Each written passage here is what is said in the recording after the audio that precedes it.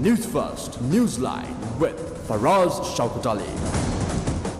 And a very good evening to you and a warm welcome to Newsline Live. We're broadcasting, as we almost always do, from the Newsfirst studios in Dawson Street in downtown Colombo. And our guest today has to be something to do with elections, hasn't it? Because there seems to be, after all that breaking news last evening, there seems to be some sort of stalling going on.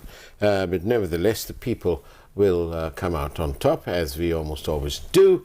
And so, let me introduce my guest this evening, Chamathka Ratnayake, attorney at law, but also the deputy chairperson of the SJB Youth Wing. She's right here with us.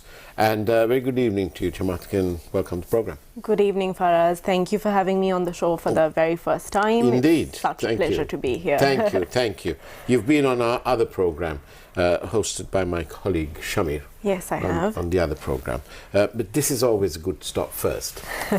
Anyway, enough of that. But what's going on? Why have the polls appeared to be stalled? We know we had this announcement yesterday, and that didn't materialize today. What's going on? Yeah, so let's start with why elections are important. Yes, okay. Why elections are important in a democracy. It's the way people elect their politicians into bodies of governance, right? And this right to franchise is also embedded within our constitution, within Article 3 and 4 of the Constitution. So it's a very important right of the people of this country. And right now, given where the country is in a state of flux, it's very important to hold elections and really understand where the people are. As for local government elections itself, I think it serves as a sort of litmus test to see if the government is popular, if the ruling party is popular, because we know that the president is unelected, his cabinet and the prime minister do not have any legitimacy post Aragalaya, and it'll be really interesting to see how people vote. But what's happening with local government elections is that there is this attempt to stall. So last year it was elections were postponed by a year to February 2023. Although the district returning officers have been appointed as of December 2022, and the Elections Commission has called for nominations even as soon as the 18th of January, I think there is another attempt to stall elections by saying there is no money. But at the same time, the president, Ranil Wickremesinghe, says, he sort of, in his statement, he alludes to the possibility of having elections because he says that he has no mandate to engage in elections, but that his mandate is to fix the crisis.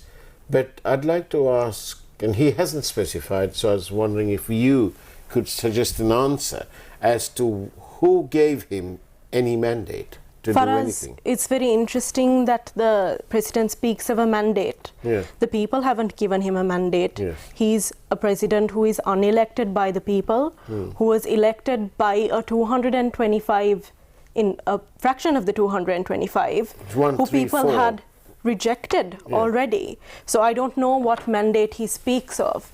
Also, he speaks of an economic crisis that's clearly independent of our governance issues. This crisis was born out of issues of governance, issues of economic mismanagement. So for him to sort of separate the two is sort of drawing a wrong picture. They want us to focus on stability, but they're only focusing on short-term fixes, not long-term reform. Even the budget of November 2022 didn't focus on any long-term reform in terms of our macroeconomy and achieving macroeconomic stability. They also want us to focus on the IMF process.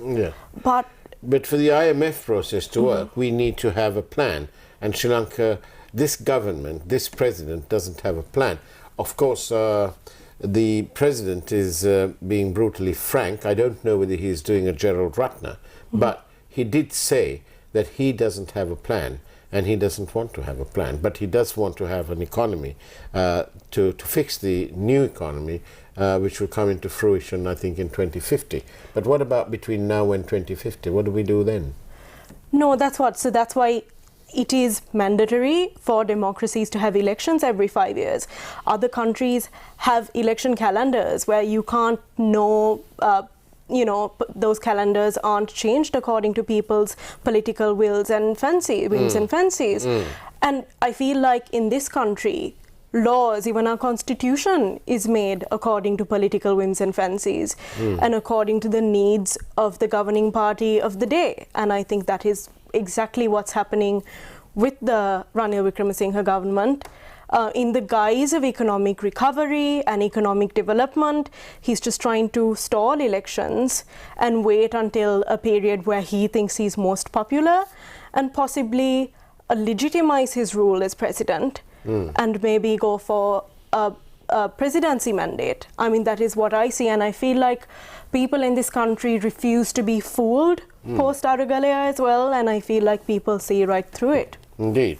Thank you for your questions by SMS or WhatsApp 0772 300 305, coming straight through to us here. But don't call us though, just SMS or WhatsApp.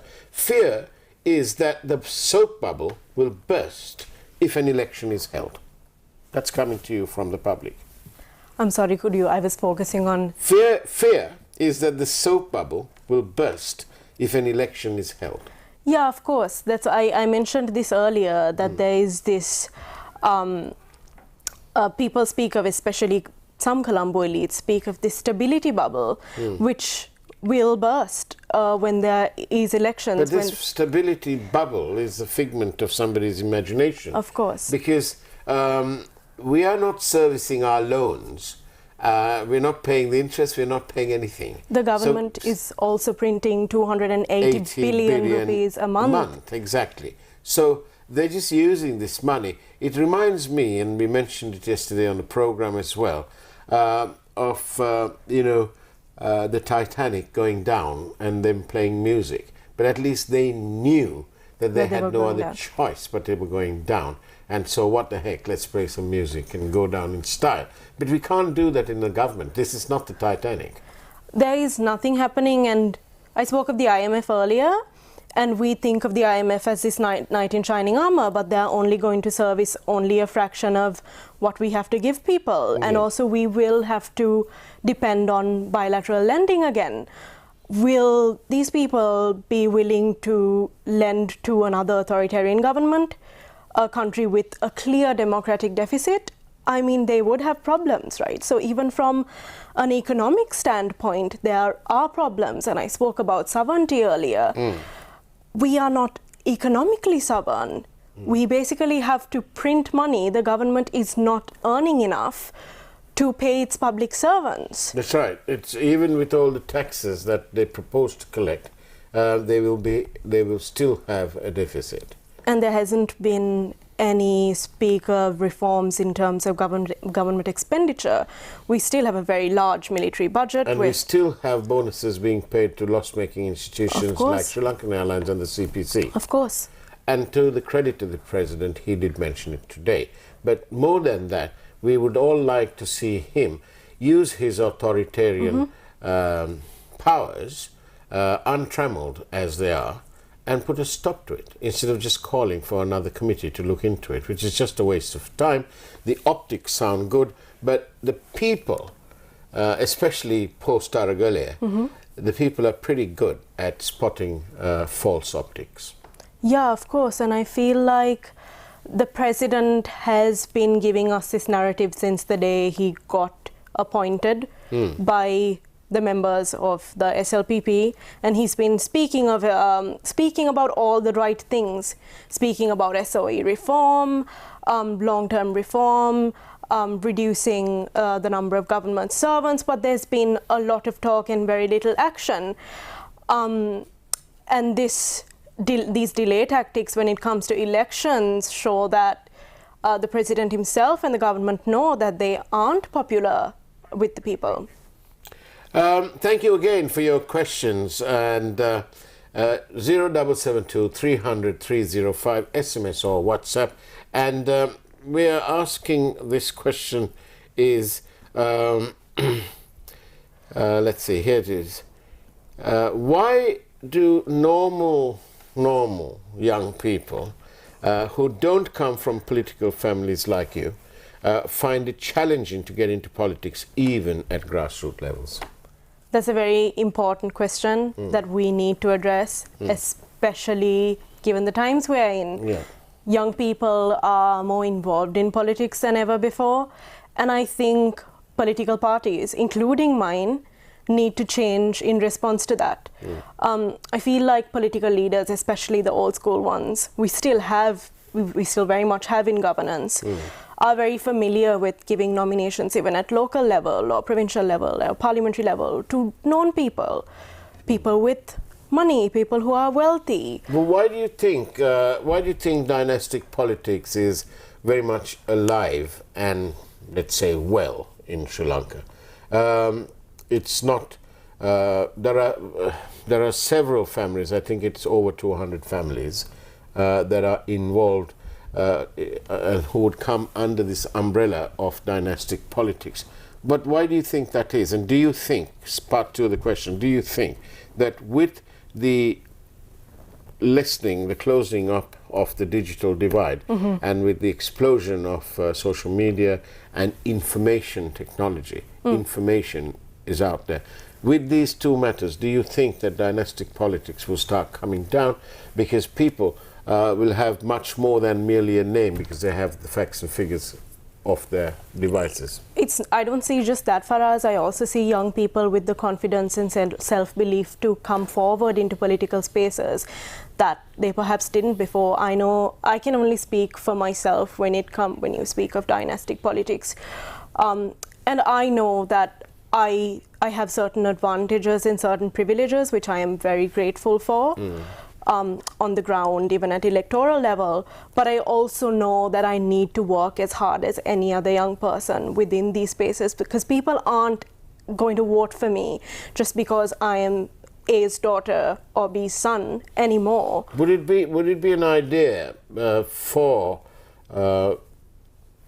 people such as yourself who come from a political background in the family? Would it be a thought that you might consider that if you were to come in, that you would make available your asset declarations public as opposed to follow the normal route through Parliament and so on? Would that be something, because it's another step towards transparency? You speak of asset declaration, and I think this election finance and conversations surrounding that need to be had, especially among young people. Asset declarations are important. Parties declaring where they get their funds from is important. During election time, there's a lot of money going around. Politics. I read somewhere that the average cost is about 80 million rupees. For a candidate running from a developed district like Colombo? Yeah, possibly more now. Possibly more now. But that's crazy money. And it's obviously not coming from the candidate themselves, but it's coming from outside. Of course, politics involves crazy money, and that's why it's even more important that it's regulated. And also, I know that especially females and young people coming into these spaces don't have access to the same monetary networks that more established politicians do, and that's part of the problem. And I know that some sort of election finance bill was presented to cabinet a few months ago, and there hasn't been talk of it since. And this has been a trend in Sri Lanka where you'd put out a soundbite, put out a feeler, and be like, oh, we're going to do this, and then there is no talk of it. There are so many good examples to follow from around the world as for election finance as well. What about Singapore? They've got a pretty good and strong, robust Political Donations Act. But of course in Singapore, ladies and gentlemen, you may well know this, that Singapore has some of the highest remunerated members of government. But in exchange for that, they have a virtual zero tolerance policy in terms of corruption. Yeah, of course. Singapore is a good example of that, and also they also have a very small public sector, and you are able to remunerate your public servants that way because there are so few of them. Even in terms of their cabinet, I think it's very, very small. They don't expand it, you know, with each passing government or reshuffle it. On that note, let's go for a quick break and take a peek at this evening's headline news from News First Primetime News Team. We'll see you on the other side of the break.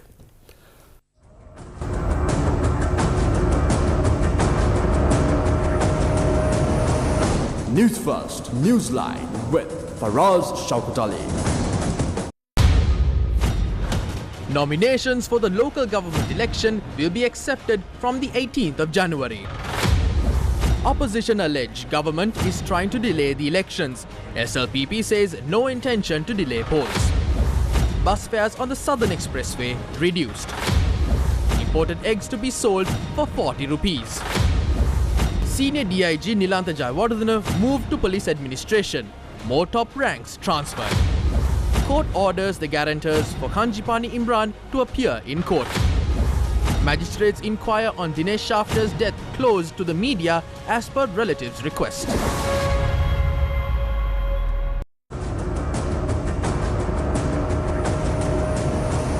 News First, Newsline with Faraz Shaukat Ali.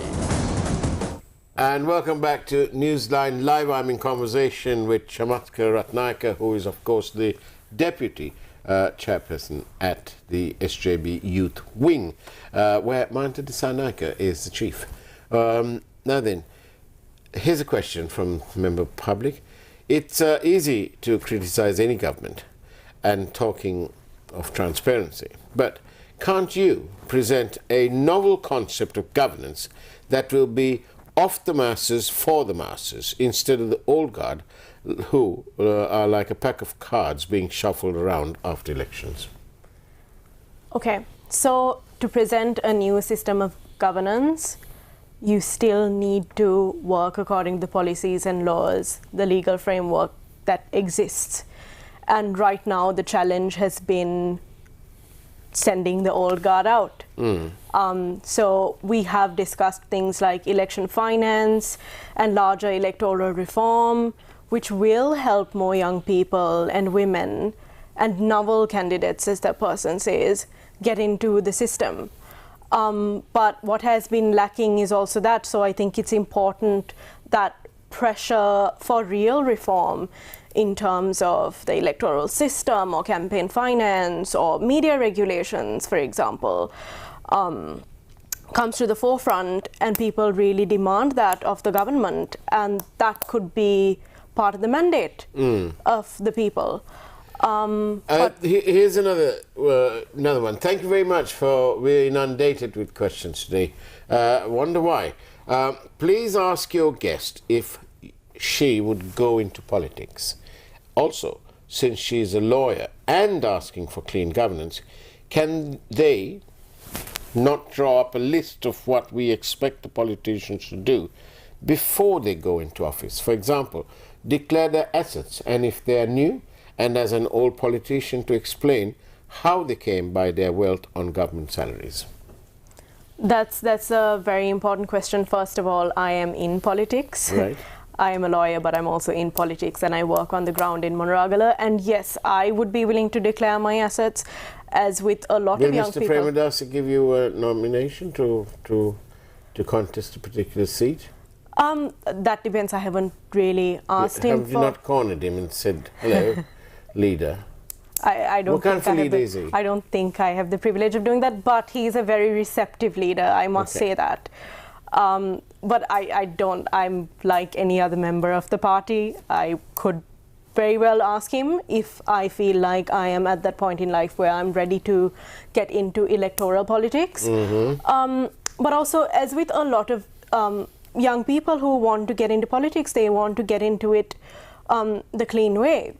But I was, interestingly, Faraz, I was also talking to an election surveyor, sort of someone who runs sentiment analysis, right? And he was telling me, do you really think people want people, as in people on the ground, people who deal with your local councillors and get things done through your local Nagara Sabha?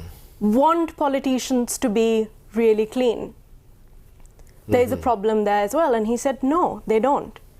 So at the end of the day, a corrupt politician would allow you to get things done more easily than a system with checks and balances. So it's also the public getting used to and adapting and being okay with a system with bureaucracy, and not trying to, find shortcuts. There are several questions, and it's just not possible really to take them all. But the key main question really being raised by people is this: can Sri Lanka afford to have elections, or can Sri Lanka afford not to have elections? Okay, in terms of money, let me put it into perspective. In December 2022, we printed more than 280 billion rupees to service public sector salary payments. And it is estimated that an election will cost a fraction of the sum at 10 billion Sri Lankan rupees. Also, further, I think election monitoring bodies like the CMEV and PAFREL has said we can further reduce that sum through having elections on a weekday and having government servants not working on a weekend, and etc. So when you think about it from the bigger picture, it is a fraction of the sum of what we are spending on our military, or to service our very large public sector, or to service our loss-making state-owned enterprises. But what is the cost of not having an election is a government and a president without a mandate, telling people they have a mandate, and in the guise of economic reform and recovery, running the country to the ground. What about the military? What would you propose to do with the military when you're downsizing them? Because obviously we've got a very large military. Some people say we don't need it.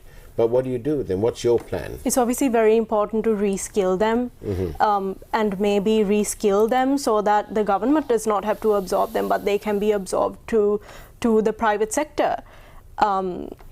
Actually earn a living wage through that, but also we need to develop our exports. We need to be sending products out, products and services out. Yes, I was about to say that to reskill them and absorb them into the private sector is very much easier said than done, especially because Sri Lanka's economy has contracted by approximately $10 billion. Yeah, of course, but I feel like we need to find novel solutions to our problems, but also for us, we are not importing a lot of things, so there is a lot of potential there as well. We are not, because the economy has contracted and we don't want to send dollars out. There's a lot of opportunity domestically to produce things or to give services that we are no longer getting. But yes, it is easier said than done. With the military budget, I think it's not just paying the military officers, but also the military in civilian life and them doing civilian work through military budgets, including building temples or places of worship or roads. Why is that money going through the military budget as opposed to other ministries? That's also a larger question. Why are we spending less on healthcare and education? Education's hugely important to having a skilled labor force in the future, especially because we have so much brain drain in the country right now. A lot of our skilled labor force is leaving the country. Education's also important in terms of electoral literacy. And that's where I'd like to come in and ask you this question. I'm not. I'll just give you a little caveat. I'm not trying to upset anything. But does your party, as an attorney at law, as a young person, and you're kind of just entering politics, do you look at your party and think, we need to get rid of that person, this one, that one, because of corruption? So the easy question is, Do you recognize that there are corrupt people in your party too? I don't know if I'm at liberty to say that, but I will say this.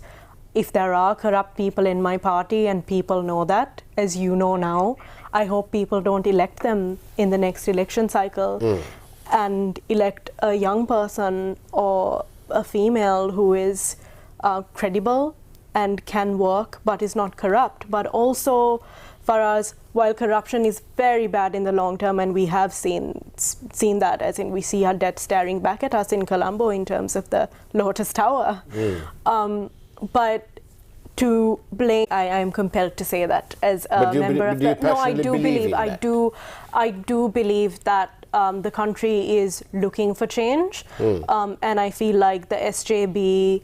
And its viewpoints do appeal to people. Yeah. We are very much centrist, and I feel like that is something that those ideas and policies are something people are willing to get behind. Thank you very much for being on the program, for giving your commentary. But do you think that we'll actually have these local government elections? See, Faraz, I hope so. But I feel like people are very focused on what the government is doing and what they will do next. And I feel like even if the Treasury comes back and says, no, we don't have 10 billion rupees, I think even independent bodies, other political parties, including mine, will go back to the Supreme Court and be like, no, we need this election. We have a government and a president without a public mandate, and it is imperative that we have elections. And I hope that the Supreme Court will stand with the people. Excellent. Thank you very much, Chamathka Ratnayake, for being on Newsline Live. Much appreciate that. Thank you. Thank you, Faraz. Thank you for having me on the show. Absolutely our pleasure. And that's the way it was on Newsline Live. Take care. Have a great evening ahead of you. And as always, God bless you all.